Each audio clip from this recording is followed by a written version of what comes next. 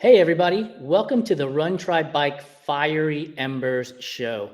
This is one of 7 shows on our Everyday Athlete podcast network that you can find in any place that you get podcasts, which include Amazon Music, YouTube Music, Apple Podcasts, Spotify, and iHeartRadio. Today, I am going to be joined by a very special guest, Jennifer Comfort. She has been on our Fiery Embers show before. She has also been on our Fireside Chat and has had a feature on our website. And before I bring her on, I will tell you this. I consider Jen to be a friend. I consider her to be one of the people that had a pivotal moment in the history of the Run, Try, Bike company when I interviewed her for her feature on our website. And she made me think about how much our audience trusts us. And that has been something that has sat with me probably for a year now, maybe a little bit longer. And then there's the other part of it, the humorous side, which I cannot wait to bring her on and talk about, which was when we had her on our Fireside Chat, we asked her what would be her last meal before blasting off into space, headed towards Mars with Matt Damon. And her answer was wheat thins. So I cannot wait to bring Jennifer on. Maybe that answer has changed in the past year. Let's find out. Hey, Jennifer, how are you? I'm so good, thank you. I hope you're laughing about the wheat thins comment. I didn't even think I wasn't even trying to be funny, but now that I hear you saying it again, it's kind of funny. It may be the most iconic moment of all the food questions we have ever asked. We've done 113 episodes of the Fireside Chat, and I think 20 plus episodes of Fiery Embers. And to this day, that is still the answer that cracks me up. Most people are like steak, potatoes, which is what I was expecting from you. And you're like, wheat thins. Just being real. That's right. And then I think the second time we chatted, you said you had a different answer because your daughter, I believe, said to you, "Mom, wheat thins? Like really?"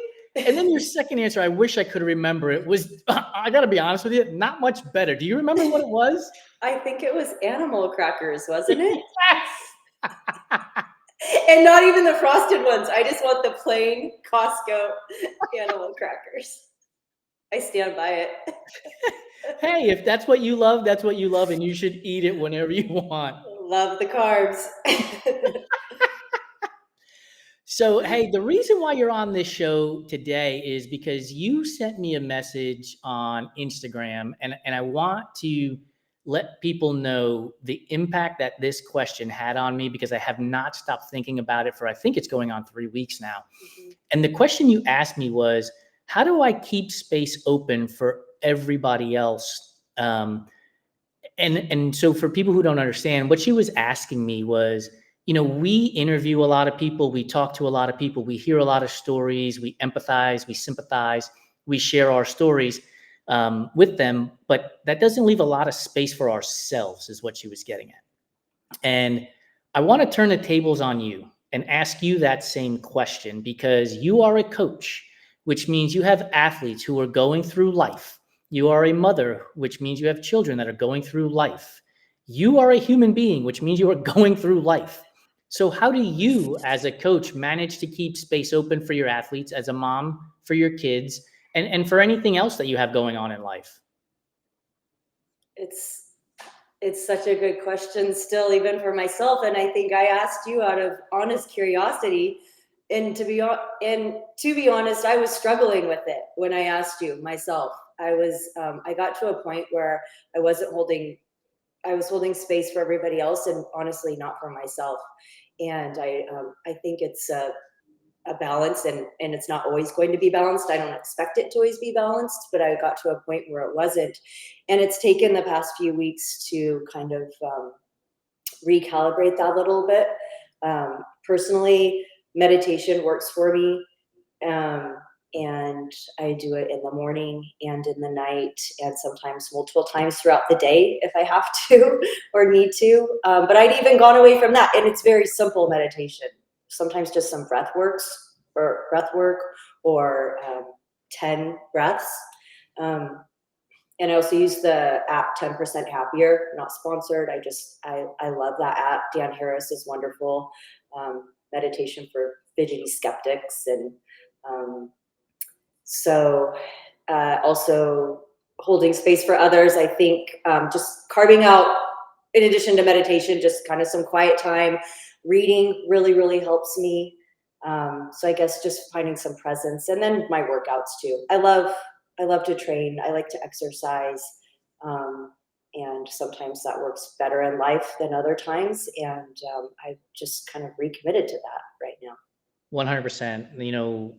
And I told you this in my response to you, that there are moments where I just have to set aside life. The world is exploding around me, and there's a due date here and a due date there, and things are happening. And sometimes you just have to walk away and just get to be in a space by yourself. And oftentimes it's a quiet space. Meditate is obviously a great way to do it. Swimming for me has become a bigger part of my training. And what I have found is that in swimming is when I find a lot of calm and quiet, because there's no distraction other than the black line on the bottom of the pool. There's no phone in my pocket. There's no headphones in my ears. There's no cars around me. If people are talking to me, I can't hear them, right? And so it just kind of shuts out the world. And so for me, swimming has become another space for me to do that. And then lastly, talking to people like you, in all honesty. Yes, it's a thing I have to do. It becomes another thing in a sense, but getting to talk to people creates an opportunity for me to learn. So you just talked to me about meditation and workouts. I interviewed Sho Gray from Topo Athletic this morning. He's a sponsored athlete. We're doing a series with him. And he said, sometimes you have to fight and sometimes you have to dance. And it's not always going to be the same between the two of them, 50-50, that is. And that resonated with me. And so getting the chance to talk to people from all walks of life. Sho is Japanese, living in Knoxville, Tennessee, right? I'm Puerto Rican, born in the Bronx and living in LA. So people from all different walks of life get to experience different things, and we get to talk about them. And I think that's just absolutely amazing. You're in Eastern Washington, right? And that's a completely different scenario from where I am today. And it's cool to get to learn and hear from you. One of the things I do want to talk to you about and learn from you about is the Ironman 70.3. The days are counting down really fast to this event. And I know you've been a major part of it. How is that going? It's going so well, actually. We're approaching we meaning Ironman. It's almost sold out at this point. They'll probably release numbers in the next week or two. So far, the community seems to be behind it, and we're still, garnering support. Have a volunteer meeting. That might be tonight. I better check on that. But it's just the energy around it. It's such, we're kind of in this used to be tiny place in southeastern Washington state, but we do have some really natural beauty here. And we have, the confluence of 3 rivers, and we have roads and good weather and lots of sunshine. And it's going really well. And I couldn't be more thrilled to share this area with other people. So yeah, so far so good. Awesome. So let's pretend we're actually racing this triathlon. So we're nervous. We pee in our wetsuits. We jump in the water. We swim 1.2 miles. We get out. We get on the bike. And now we have, nutrition that we have to take care of so we can ride 56 miles as fast and as hard as we can. I'm going to give you 3 foods to consume on the bike. 3 food options. 1 you eat, 1 you toss, and 1 you carry to the later on in the cycling part of the race. Are you ready? Okay. So the first food choice is going to be wheat thins, since you seem to be a big fan of those. The second choice is going to be a Snickers bar. Remember, it's September, so it's going to be hot in Washington, might melt and get all over your jersey. And then the last thing is going to be a Ziploc bag filled with mashed potatoes. Which of these 3 are you going to eat? Which of the 3 will you toss? And which of the 3 will you carry to the next aid station? Okay, I think I have it. I can't believe you mentioned Snickers, because I have a story about that, but I'll answer your question first so I don't get off track. Okay, so it is going to be warm. So if I can I freeze the Snickers bar the night before? Why does everybody want to change the rules on the game that I announce? Okay, let's pretend it's frozen. Awesome.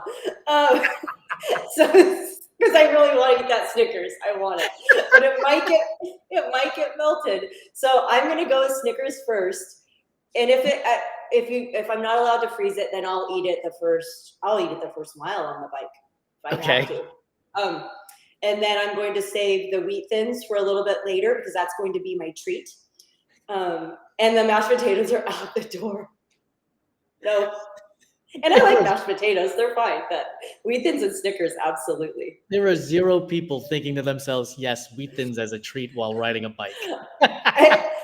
I might actually do this in the race now. I'm not joking. You might have just made up my fueling plan for me. You better make sure you're good at hand-ups because you're going to need liquids to swallow those wheat thins at mile 38 of the bike. I was just looking at a new hydration system last night, so I better buy that. All right, so what's the Snickers story? Snickers story, I was doing my first Ironman in Coeur d'Alene 2010, and it's a hilly course. We're going up the hills, and this guy next to me on a bike is eating a Snickers, and it was my first Ironman. I didn't know you were allowed to eat Snickers because that was unhealthy. He's like, hey, do you want some? And I was like, no. And now I would say, hell yeah, give me some of that. That's fantastic. Yeah. I think it was my first Ironman Texas. I come through the run special needs bag area, and I shit you not, there is a dude with a Whopper in his hand walking through this aid station. And I was like, look, man, you do you, but I couldn't possibly imagine. I would love to eat a Whopper, but I couldn't possibly imagine one because it's special needs, which means it went there at like 5 a.m. in the morning. It's been sitting in the Texas sun for, at that point, 10 hours, 9 hours. Like that mayonnaise. Ew. Oh, no. Exactly. No, but just no. Whatever I've works. never seen a bigger smile on an Ironman athlete in the middle of the run portion of the marathon. Right. I tell you that. So funny. We got a comment that says dry heave noises listening to that story about the Whopper. Yeah. So, but you're also a trail runner and an ultra runner.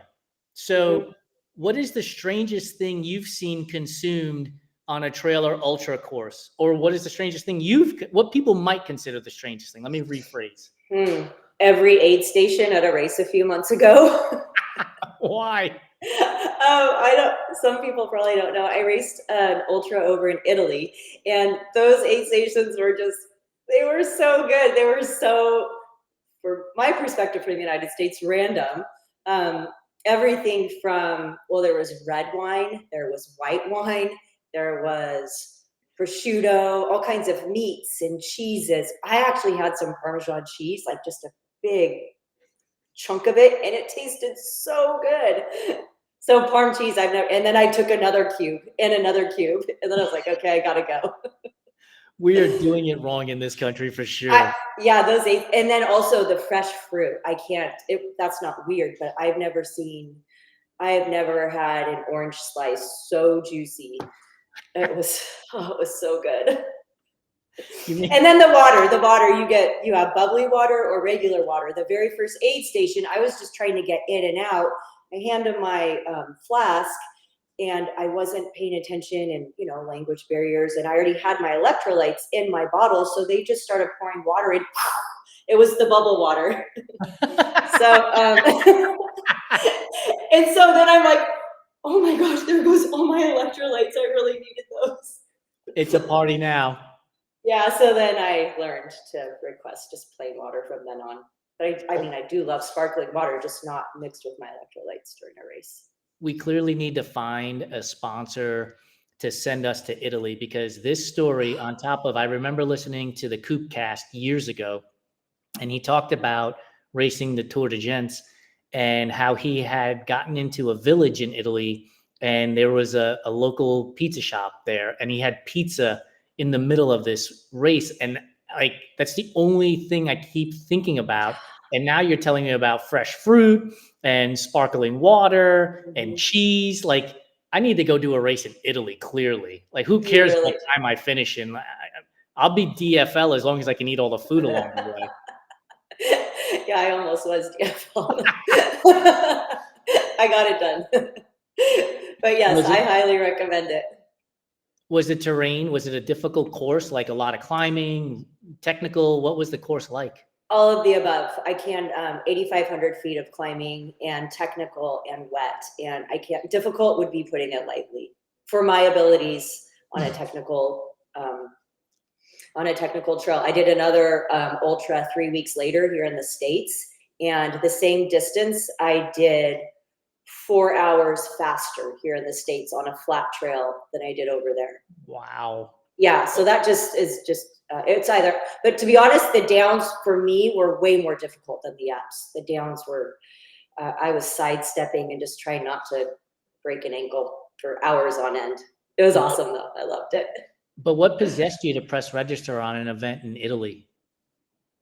Well, I had studied over in Italy in college in Florence, and I hadn't been back since. And I love it so much. And we were at a banquet at Ultraman Canada, and there was an Italian there at my table, and start talking with him. And I was like, "Oh, have you heard of Shaka Trail in Cinque Terre?" And he's like, "Yeah, of course I've heard of it." I was like, "Well, I want to do it."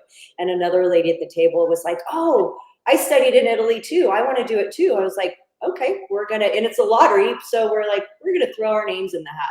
And sure shit, we got in, and a lot of people don't get in for years on end. And I mean, it really was a matter of like a 30-second conversation, and then all of a sudden, here we are 6 months later racing in Italy at a dream location. That's It was fantastic. awesome. Yeah. Yeah, that's awesome. What about you? What races have you done lately? So I just got back from pacing Ohm, who is one of our co-owners at the Tahoe 200. Okay. I paced him, excuse me, from mile 150 to 200. And it was an experience, you know, when you're up there in Tahoe and you're overlooking the lake and it's just gorgeous. And I think one of the things I love about pacing is I don't feel pressure for myself. I'm just out there running, right? Like I'm not really worried about the clock or anything. I have to take care of myself, but my focus is on the athlete. And so being able to focus on Ohm and get him moving and talk to him so that he could hit his goal, it was everything for me. And so that was just, gosh, 10 days ago. We did that. And it was a blast. And so now I'm in this like no man's land, I guess you would say, whether I go back to doing an Ironman or finding another 100-miler to do. But I think right now the idea is to just keep working on my fitness, get consistent, and find a backyard ultra at the end of this year to participate in. We have, not to interrupt you, but we have one here in September. Oh, September's too soon. I need October, November. Oh, no, you can do it. You can do it. No, here's the thing. So I've done 3 of them already. Okay. I've done one in the Texas heat. It was like 110 degrees, like 90% humidity. Mm-hmm. I did one in Ouray, Colorado. So you're up at elevation. Mm-hmm. And then I did one at across the years in Arizona. And instead of being the 4-mile, you know, traditional distance, it was 1.2 miles or 1.4 miles in 20 minutes. And so it was slightly different in that sense. And so I've done 50 miles, I've done 50K, and I've done 50K. So I'm trying to work on my mental aspect of it all because as many people who know me, my motto is all gas, no brakes. And I have a hard time when I get to the starting line to dial that back. And you really need to dial that back at a backyard ultra. Yeah, for sure. For sure. The people that are walking for the first 8 hours are the ones that are still going 24 hours later or whatever it is. But yeah, like for me, I'm like, okay, if I finish this loop in 42 minutes, it gives me 18 minutes to sit around. And then I kind of get bored for 18 minutes. It's like, shit, dude, finish in 48 minutes, 50 minutes, and just have some time. And yeah. Have you participated in these and what has been your strategy and would you call it successful? I participated in the local one for the past 2 years. Put on by Jason Rutherford and Nomads. Shout out to them because they are just fantastic, wonderful people, and that's why I keep going back. Unfortunately, I'm out of town this year for the one here. So the first year, yeah, both years it was kind of, I did it on no training whatsoever. I hadn't run past 10 miles. And I was like, I'm just going to go see what happens. And the first year I lasted 13 hours. And then the second year, last year, I made it 100K. And it was warm and hot, and I had no business running that long, but I love it. I love the format. And you're right. It's a mental game. Absolutely. Yeah. And I think that's what draws me to them. And I also think this, right? Like when you go to a race, let's say 100K or 100 miles, and a DNF happens, right? You've invested so much in completing that race. Whereas at least at the Backyard Ultra format, there's a really good chance you're not going to be the winner. And so Right. it kind of takes the pressure off from the participation standpoint. I think that's what I need now with the growth of our business. It's been super busy. And like you said, like trying to get, no training for you, like trying to find training time right now is difficult. And so if I can get to a Backyard Ultra, I'd be thrilled to do that. Yeah. So I want to be respectful of your time. We've got about 10 minutes to go, and you know how much I love food. And so I want to ask you about food choices, if you're okay with that. Absolutely. But before we get going, you did mention to me in the green room that you started Hard 75 about a week ago, correct? Yes. And if I'm not mistaken, that involves I don't want to say diet, but there's an eating component to this Hard 75 program, correct? Absolutely. Yeah. And what is the structure for the eating component of the Hard 75? Because I'm unaware of it completely. So the eating component, you do have to stick to a diet, but it can be anything. It can be paleo, it can be keto, it can be carnivore, it can be plant-based, it can be Atkins. I mean, whatever you want, you can choose, but you have to stick to it, and you can't do cheat meals. So what's the diet lifestyle you've chosen for yourself? Because I've chosen plant-based. Okay. I've been plant-based before, and I fell off. I've done it several times throughout the years, and it works well with my body and just how I feel. So I've gone back to plant-based. Perfect. So my first question is this: you go to a cookout, grilling, barbecue, whatever you want to call it. You got to bring a side. What's the side that you're going to be bringing? And your choices are baked beans, pasta salad, macaroni salad, or potato salad. I would bring baked beans. Why selfishly, and just because I just think of summer when I think of baked beans. I mean, the other ones are summer food too, but I like baked beans, actually. I kind of do. You just finish your next Ironman or your next Ironman 70.3, and the meal choices presented to you are a burrito, real good pizza, not like, I'm sorry, Domino's, and I apologize to Little Caesars, but like real good pizza from a local pizza joint, or burgers. Which one are you choosing? Oh, hands down pizza. I love pizza. Absolutely. With pineapple. No! I feel like that meme. I'm not going to lie. She had me in the first half, and then... I know. I gotcha. But actually, I would like pineapple on it. I love pineapple on my pizza. I know you do too, so much. For those watching, well, you could tell them, Jason, how you feel about pineapple. How do you feel about pineapple on pizza, Jason? Trust me, if they're watching this show and it's not the first time, they know. Like, pardon my French, but that shit does not belong on pizza. At least not mine. Like, I hope you enjoy it. I hope it's the best thing you've ever eaten. But if you serve it to me, it's going in the garbage. I'd rather go hungry. Oh my gosh. That's intense. It just does not belong there. Like I say this to Ohm often. So actually, let me ask you, pineapple on pizza is a yay from you, but does it have to have other components? Like, does the pizza have to have other components? Yes. So do you have to have pineapple and jalapeno, pineapple and ham, pineapple and something, or can you go straight? I'll just eat a pineapple with some sauce. All right, I got all the respect in the world for you. I always laugh when people say to me, "Oh, I love pineapple on pizza, but it has to have jalapenos or it has to have Oh, ham or Canadian bacon." I'm like, then you don't really like pineapple on pizza. Like you like it with other things. right, right.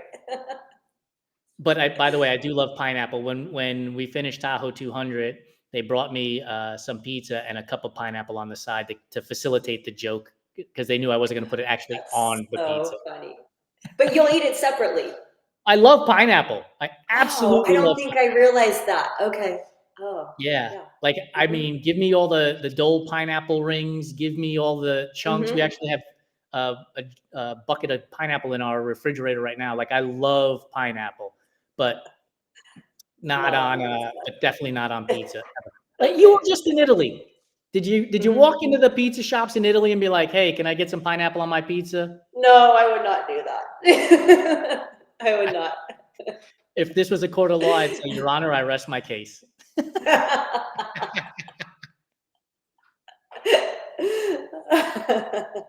So yesterday we interviewed Chantel Erickson, and I asked her favorite ice cream flavor, and she said to me that she really loves Earl Grey ice cream. And it recently I have become infatuated with London Fogs, which are just nothing more than an Earl Grey latte. What's your take on Earl Grey ice cream or a London Fog? I've honestly never had it, but I would absolutely try it. Yeah. Yeah. Yeah. Make your way to the coffee shop here, right after we get off of this show and order yourself a Mhm. London Fog. It's glorious. Like I love it mid-afternoon, 3 o'clock. It's Mhm. perfect. Mhm. What is your favorite ice cream? I know I believe we've talked about this. I don't even know what I said before. Oh, okay, I have two. Well, I might have said Tin Roof Sundae before, but then I don't know if that exists anymore. That's from the 80s. Um, in Italy, I had pistachio gelato, maybe more than once. The other day we were walking out of Sprouts, this is probably a couple of weeks ago, and there was this dude, didn't get a shopping bag, just had 2 pints of gelato on the conveyor belt at the grocery store. One was coffee chip gelato, and the other one was Mhm. mint chip gelato. And we walked out behind him, and I said loudly from behind, I said, "Not all heroes wear capes." And he turned around to look at me, and I was like, any person who's walking out of a grocery store with 2 pints of ice cream that are mint chip gelato and coffee chip gelato is a superhero, dude. And he just started Totally. laughing. I would have too. That's true though. And both of Right? those flavors, those are good. Like he went to the grocery store. There's a Yeah. million products out there, right? He could have Yep. gotten bread, milk, cheese, whatever. He Yep. literally walked out with 2 pints of ice cream, and I was like, "That's my guy." Awesome. He knew what he wanted. Exactly. You mentioned Snickers earlier. Would you put Snickers at the top of the list for your favorite candy bar then? Oh, it is the top. Yes. Yep. Have you had the Mhm. Snickers ice cream bar? I think I have, but it's been so many years. It All right. sounds delicious. Yeah. I'm gonna have to start making rules for guests. Like, if you tell me you love Snickers, then you're gonna have to go get a Snickers ice cream bar before you come on the next episode to chat, so that Oh, we can reminisce about how awesome it is. it sounds amazing. Just don't put it in the back of your cycling jersey while you're out there in 100-degree weather and have it I melt. would, that would be a hot mess. After the race. That'll be with the pizza. Is there a food? Is there a food that you eat, whether consistently or you've only done it once, that you, without doubt, have somehow managed to wear more of it than actually consume it? Oh, gosh, what did I just spill on myself the other day? I really did. I think it was my nice cream since I'm plant-based. I, I make nice cream out of bananas and cocoa powder and almond milk at night for my treat. And I was wearing a white tank top and it was all the way. Did you just ignore it and just keep going in? Like, Yeah, fuck it. yeah. One of my kids saw it. I forget. One of my daughters. They're like, "Oh, really, mom?" Like, yeah. Do you want to try some of my nice cream? It's delicious. Here, you can wring it out of my shirt. Yeah. I did, yeah, because then I had to go like put OxyClean on my white shirt and yeah. We have Tide pens all over this apartment, like in every corner of the house, because without fail, I'm gonna wear something at some point. The one thing that regardless of how careful I try to be, I end up with it either all over my face, all over my shirt, is Cliff Mocha gels. Have you ever tried those? No, I Yeah, so haven't. No. it's the Cliff shots, Yeah. and it's like, I don't know, I think 50 milligrams of caffeine, like, and it tastes so good.